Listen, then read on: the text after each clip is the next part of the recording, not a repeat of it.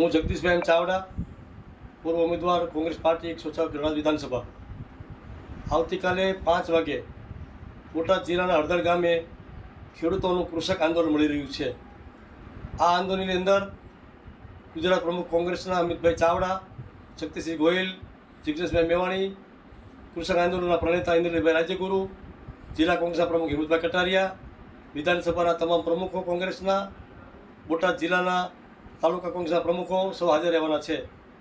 તો સૌ કાર્યકર્તાઓ મારી અપીલ છે કે આવતીકાલે પોતાના વાહનો લઈને હળદર મુકામે આવી જશો.